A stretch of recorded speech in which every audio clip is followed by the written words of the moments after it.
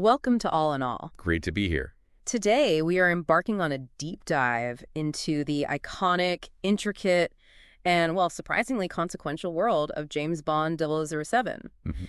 You've shared a fantastic stack of material with us. Articles, research papers, your own notes covering really everything from his mysterious origins right up to his massive global impact and what he means today. It's a really rich collection of sources, yeah. Yeah. They give you a pretty comprehensive look at Bond. Yeah. You know, the man behind the character Ian Fleming, Mm. then why Bond became so important culturally, even politically. Wow. The sheer scale of the business side of things, too. And, of course, how he's kept changing, reinventing himself over decades. Yeah.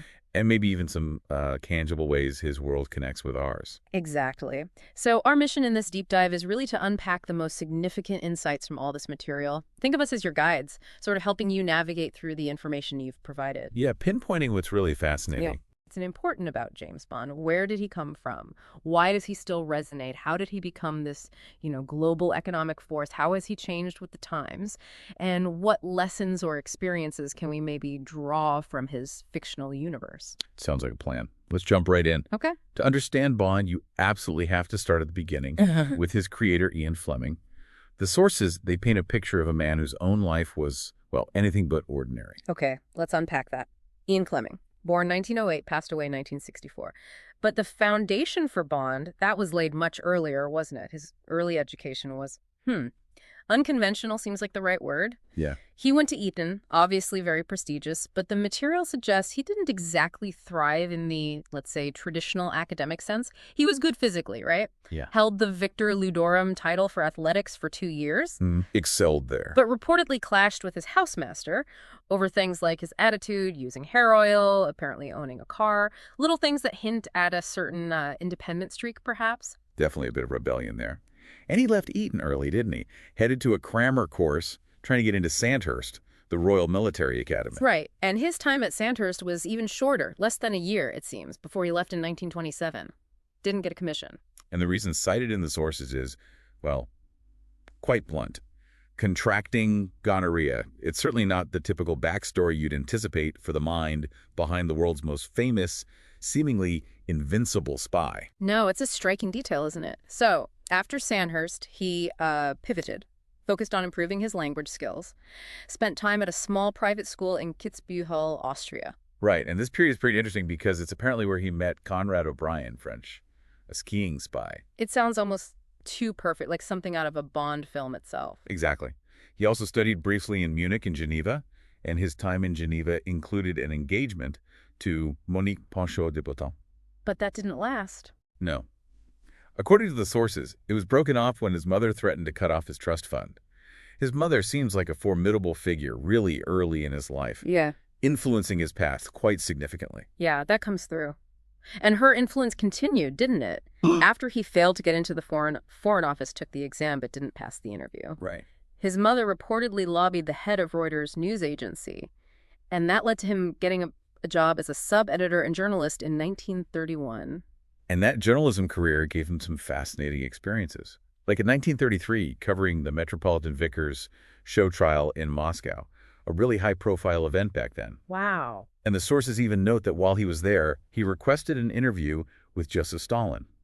Didn't get it, obviously, but he received a personal note back apologizing for Stalin's inability to meet. A personal note from Stalin? That's incredible. Yeah. So that exposure to international affairs, espionage trials, even just as a journalist, must have been incredibly formative. Absolutely. And this is where his path really starts to intersect directly with the world of espionage that would become his, literary domain. Fleming's wartime service during WWII was absolutely pivotal, wasn't it? Directly informed the character of Bond. Completely. He took on a significant role in naval intelligence. Working closely with Admiral John Godfrey, the director of naval intelligence. And Godfrey is widely considered the primary inspiration for M. Bond's demanding, somewhat detached boss. Fleming was his personal assistant, so he got this unique inside look at British intelligence at the highest level during wartime. But he wasn't just stuck behind a desk, was he? The sources highlight his, practical approach to intelligence. No, not at all. For instance, he contacted Kenneth Mason, who was an Oxford geography professor, to produce these really detailed reports on countries involved in military operations, basically reconnaissance handbooks. crucial geographical strategic info, sort of early prototypes for the Naval Intelligence Division handbooks that came later, shows he understood the need for solid intel. That practical side. And he wasn't afraid to think outside the box either, devising plans that sound almost, well, fictional themselves.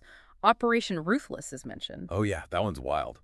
A really audacious, though ultimately failed attempt to get hold of a German Enigma machine. How is that supposed to work? The plan was to crash a captured German bomber, make it look real, into the English Channel, manned by German-speaking Brits in Luftwaffe uniforms. Okay. Then, when a German rescue boat came, they'd attack the rescuers, seize the boat, and grab any code-breaking gear. Sounds risky. Hugely. And it never happened. The sources say the RAF pointed out the rather inconvenient fact that a downed bomber would likely, sink way too quickly for the plan to actually work. Ah, practicalities. Exactly. Yeah. But it really underscores Fleming's willingness to cook up these imaginative, if sometimes slightly improbable, schemes. He also had direct command experience, though, with 30 Assault Unit, 30 AU. That's right, his Red Indians, as he apparently called them.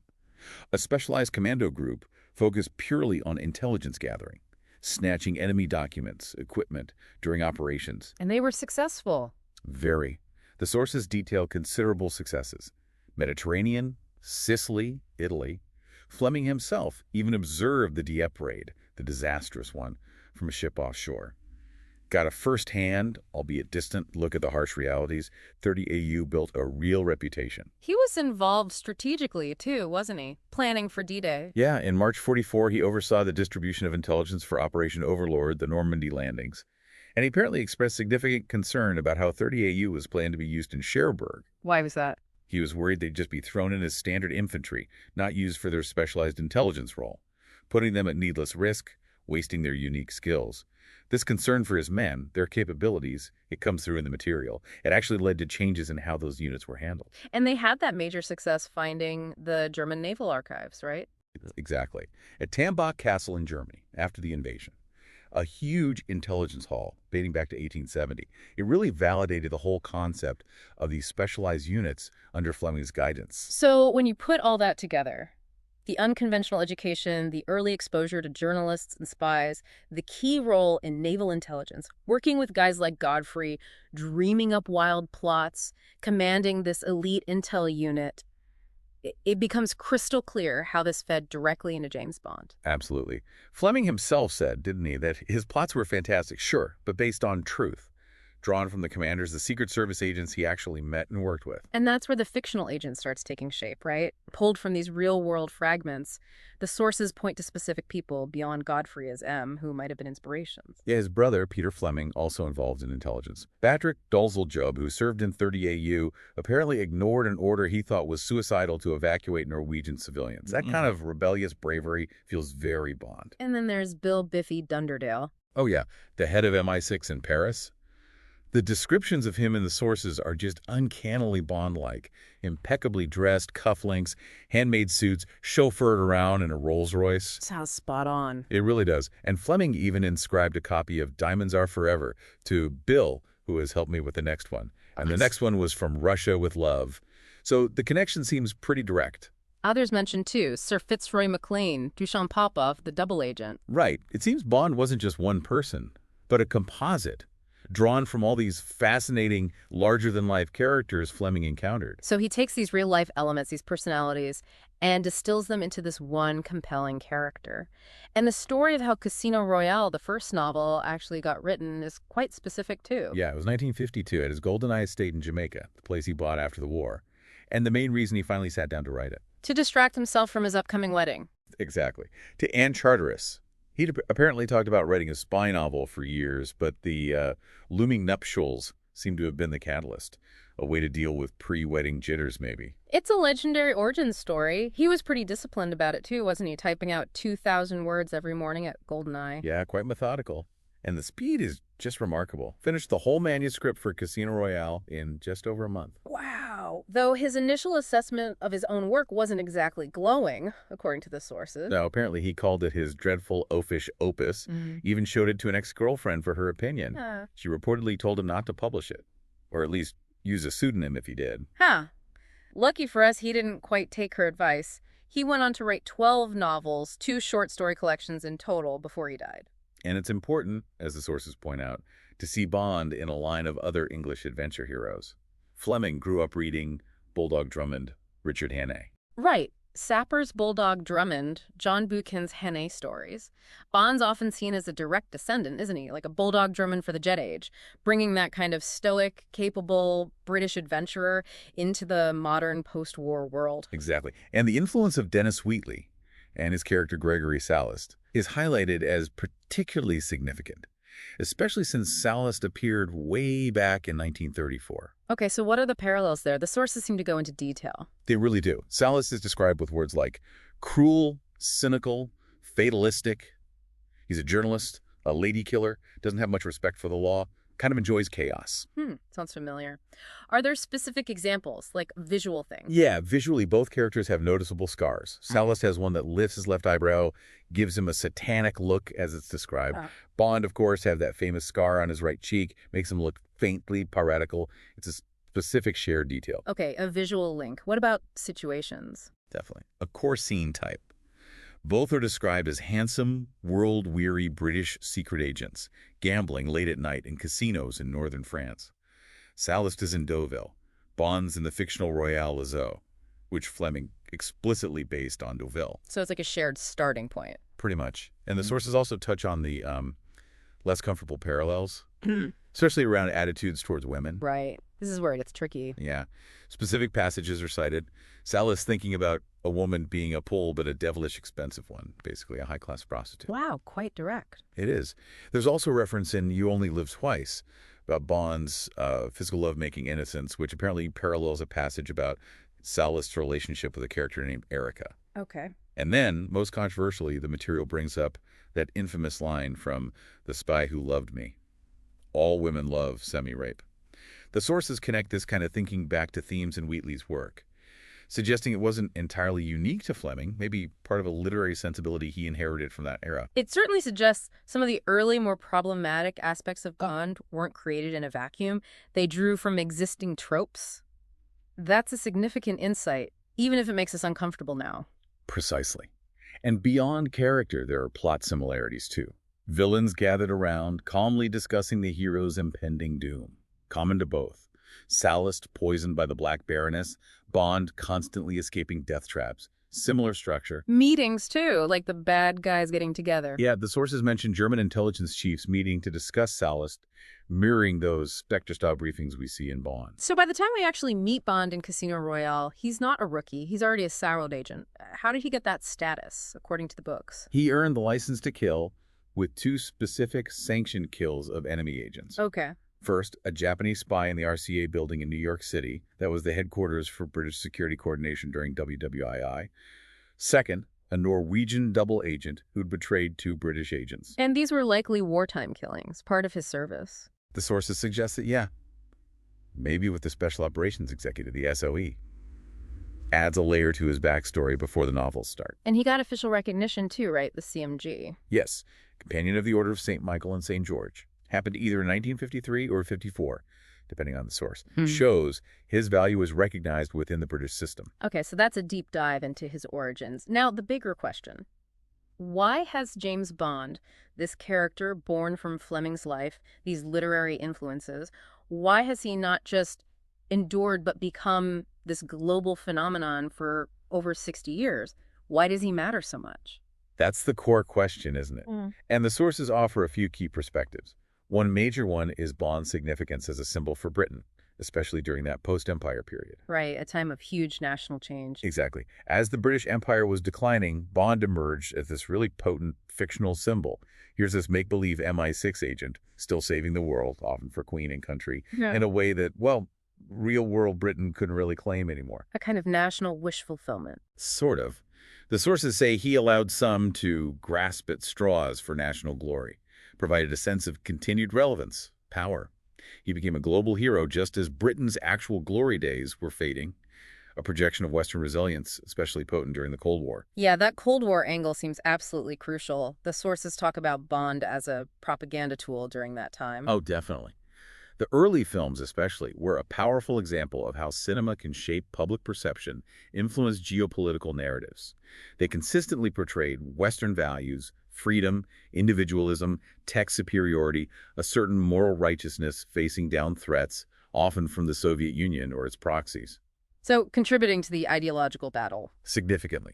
And even though the Cold War ended, that original impact is still a key part of his legacy, that fascinating intersection of pop culture and global politics. It's interesting the sources add some nuance too, right?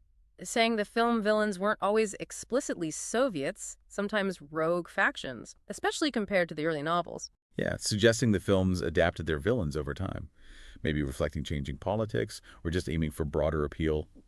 Smart filmmaking, maybe? So beyond the politics, what about his enduring appeal? Over 55 years, through massive global shifts. It's clearly multi-layered. There's a quote from Bond expert John Cork in one source saying, the franchise works on so many levels at once. The action, the sensuality, the exotic locations, the one-liners, the sheer luxury. He kind of offers something for everyone. Pretty much. And he didn't just entertain, he basically shaped the modern spy genre that came after him. Laid the groundwork. And then there's a more personal appeal. Him as an aspirational figure, especially around masculinity. Right. The sources say a big part of his draw, especially early on, was his machismo. That old line. Men wanted to be him, women wanted to be with a man like him. He was seen as a kind of pinnacle of modern masculinity for his time. In some views presented, yes. And a key difference from older heroes was that he existed in a modern post-war world. Made him feel more relatable than, say, a fantasy character. An accomplished man of the times, capable, sophisticated, contemporary. But this is also where it gets complicated and controversial, as the sources point out. Some of those earlier portrayals, they haven't aged well. Definitely not. The blatant sexualization of women, the suggestive names, the casual promiscuity, cited as elements that feel really out of step now. And the material presents both sides of that, right? Some find it outdated, problematic. Well, for others, that very controversial masculinity is still part of the appeal, especially for those critical of what they see as woke shifts in culture. The sources report that differing perspective neutrally. It's an ongoing debate about his legacy. Okay, let's shift gears slightly. From the cultural and symbolic to the very tangible. James Bond is also a massive business. The economic influence is huge. Oh, it's a true economic powerhouse. A new Bond film isn't just box office. It triggers this whole cascade, like book sales spike, especially Casino Royale. That's right. And specific British brands get this immense boost. Turnbull and Asser, the shirt makers. Their Dr. No shirt is still a bestseller. Their ties for other films, too. Crockett and Jones, the shoemakers, see it as giving this reassurance of quality globally. The marketing machine behind it all must be incredible. The sources mention that Bond is Great Britain campaign for Spectre. Yeah, that was huge. Targeted over 60 countries, loads of digital social media stuff. Behind-the-scenes footage, even 360-degree images of UK locations like Blenheim Palace, Westminster Bridge. Directly linking Bond's glamour to modern Britain's image. Exactly. A direct push to leverage the brand for national economic benefit. And that connects to set jetting, using filming locations for tourism. Right. Visit Britain's chief executive, Sally Balcom, is quoted talking about the potential, calling it a lucrative opportunity to inspire people to visit the places Bond was filmed, the home of Bond. And it works. People actually go. Oh, yeah. Previous locations keep benefiting. The Four Seasons Canary Wharf, Stoke Park, Chalfont Park House are mentioned, and fans actively do it. The sources list examples, right? Fans go into Skyfall Chase locations, Electra King's Lair from Twine, Munich spots from the OHMSS novel. Karlovy Vary, Prague from Casino Royale, Cairo, Jamaica, Nassau classic spots, Piz Gloria, the Hoffler Clinic. Fans make pilgrimages. And apparently, the location team has a favorite country lately. Yeah, the material notes they really like Italy lately. So many Craig films shot there extensively.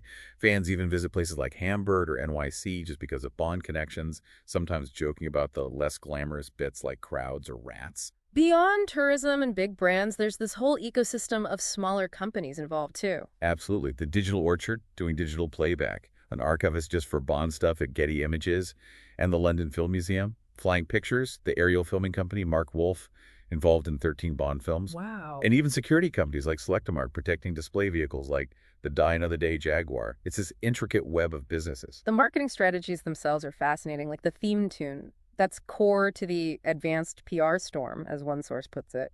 Definitely. Sam Smith's writings on the wall for Spectre is the example given. Mixed reviews, maybe, but getting that gig puts the artist, the label, right in the global spotlight.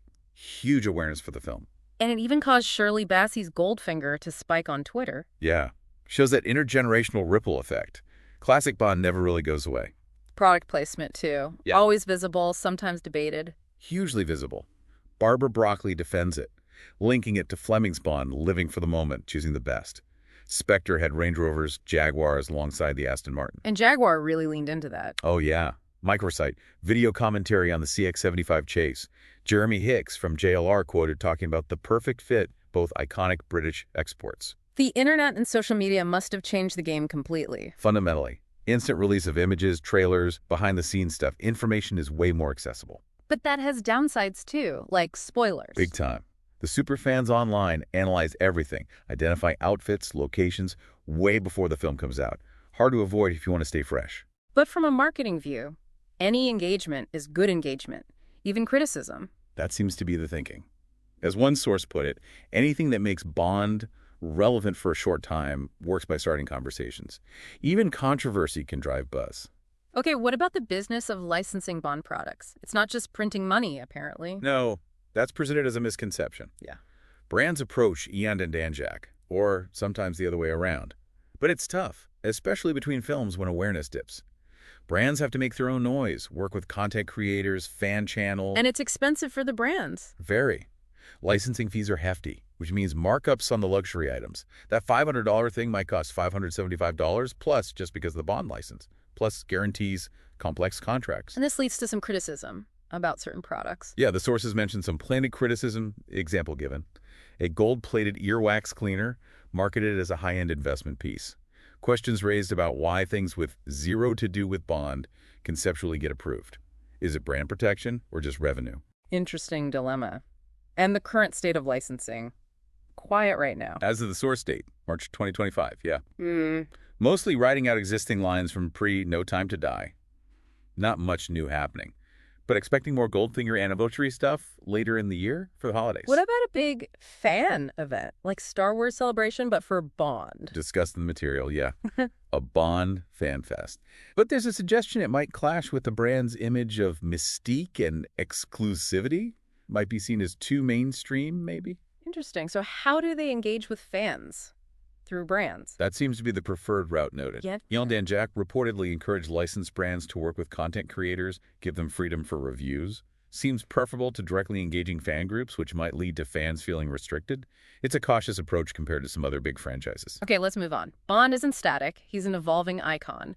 How has the character changed across actors and eras? Well, Connery arrived almost fully formed, didn't he? The product of the war, that cocksureness. But later actors brought different takes. Fans have strong opinions. Connery's old-fashioned for some, more too silly, Craig too gritty. Right. And appreciation shifts over time. Things once seen as flaws, like the campiness, the silliness, now sometimes get embraced. People enjoy the fun, remember specific moments, the pigeon double take, the slide whistle. Yeah. And there's growing appreciation for the older music, the scores, too. The narrative style changed, too, didn't it? From escapist fun. Yeah, early Bond was adventurous, escapist, sexy wish fulfillment. Later films, especially Craig's era, sometimes described as more melodramatic, even dour, focused on character arcs, overarching plots. Some feel they lost that ability to stop to take in the moment, just enjoy the mission. Gadgets evolved, too, from essential to sometimes over the top. Definitely. Became integral, but sometimes crazy. Wow. Pierce Brosnan's invisible Aston Martin gets mentioned. Craig's era gave gadgets a much-needed break, so when they did appear, like that folding plane in No Time to Die, they felt more impactful. Less of a formulaic tick box. And a huge shift, continuity. Massive. For decades, the films were standalone, jump in anywhere. There were hints, the Blofeld arc, more visiting Tracy's grave, Dalton's jaded veteran vibe. Right, small nods. But the Craig era deliberately built continuity, starting with Casino Royale. Events in one film directly impacted the next, changed the whole structure. And that ties into maybe the biggest evolution. The portrayal of women, the Bond girls. Yeah, the slow evolution, as the sources put it. Early on, blatant sexualization, suggestive names, pussy galore, honey writer. We talked about the debate around that masculinity outdated for some, part of the appeal for others. But there's been a real shift. Recent research highlighted suggests movement away from those sexist attitudes. Especially in the Craig era, yeah. The last two films, the material suggests, depict women more as fully realized characters, less as objects for Bond. More in line with a more inclusive society. That's the description. More sexual and cultural diversity in female characters in his interactions. Yeah. A conscious effort to update the franchise. And No Time to Die took a big, maybe controversial step. Bond falling in love, suffering, sacrificing himself for love. Hugely pivotal, yeah. Seen as a radical departure from the emotionally detached Bond, that traditional masculinity, generated loads of debate among fans. Some struggled with this new vulnerability, having grown up with this stoic version. The sources have quotes about this, right? Language of ethics versus language of desire. Yeah, linking Craig's portrayal to a shift towards ethics.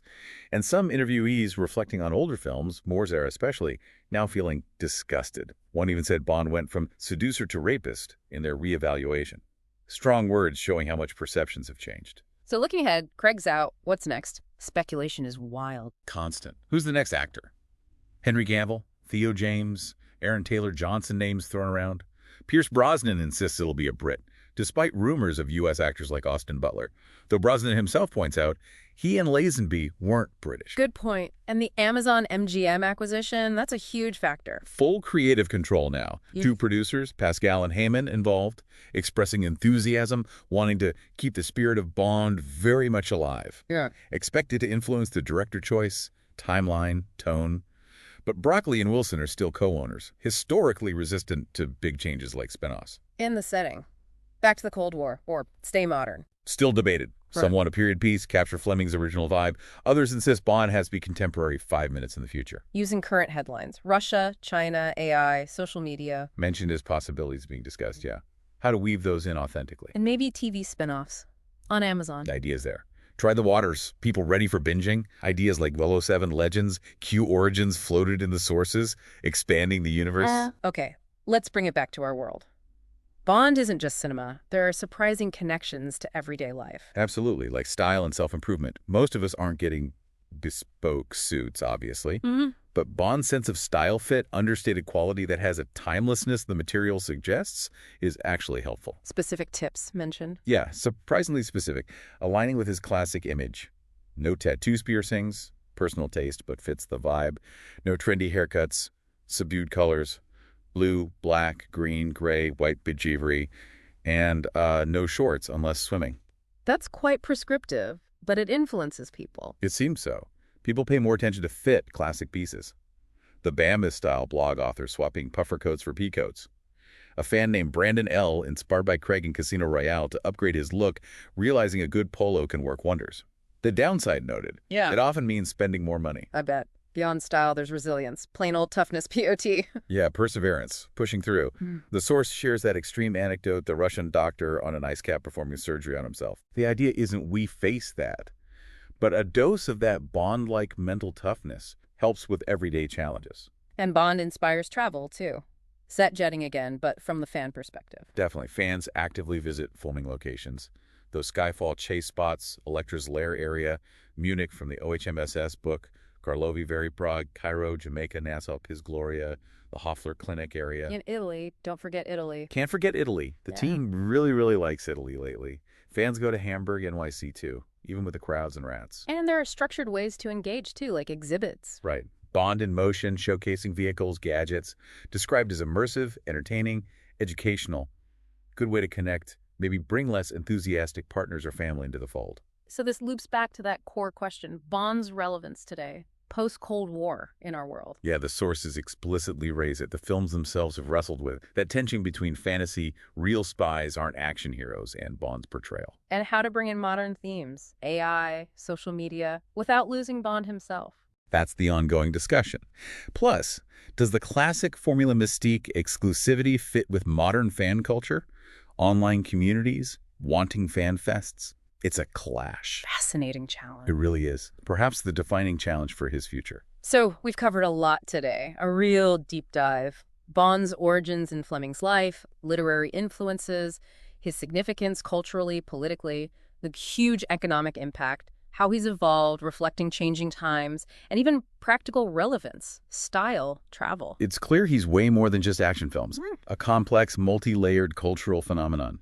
Deep roots, wide influence. So, given all that, the complex legacy, the debates about his identity, relevance, the Amazon MGM shift, how do you think this iconic figure might keep adapting, keep resonating in a world so different from the one he started in?